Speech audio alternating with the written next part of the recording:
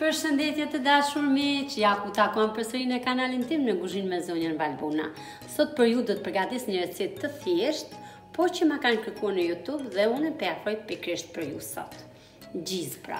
Si të përgatisim gjizën në kushtet e shtëpisë.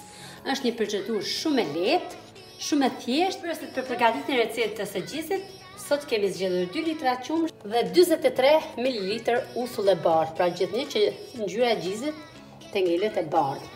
Pra ata duhet uthull e bardhë. Qumshtin ne e kemi të valuar. Ju në qoftë se nuk e keni të valuar, do ta vendosni në zjarr të valoj qumshti dhe në momentin që qumshti valon, do të bëni hedhjen e uthullës së mollës. Pra në qoftë se nuk keni uthull mollë, mund ta bëni edhe me lëng limoni, mund ta bëni edhe me kos. Pra thjesht që ta fajtojnë qumshtin. E vendosim qumshtin në zjarr dhe do ta lëmë disa minuta derisa ta shikojmë se është ngrohur, sepse ne valuar kemi. Tani do të bëjmë hedhjen e uthullës dhe njëkohësisht do të rrim duke trazuar për pak minuta deri në momentin që të ndahet gjizja nga lëngu. Pra. E shikoni? Sa procedurë lehtë është që të bëjmë gjizë në kushtet e shtëpisë. Pra kemi qumshtin në shtëpi, do të bëjmë byrek me gjizë.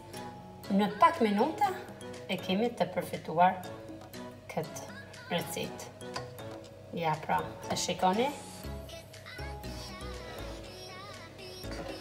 Kjo është receta për përgatitjen e gjizit në kushtet e shtëpisë. Tani do ta bëjmë kullimin e lëngut nga gjizi.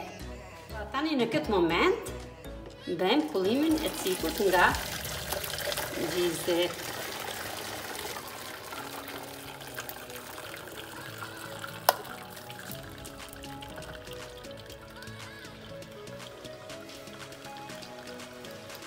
Pra të dashur miqtë mi, ja dhe gjizi i përfituar në pak minuta nga qumshti që e kishim në shtëpi.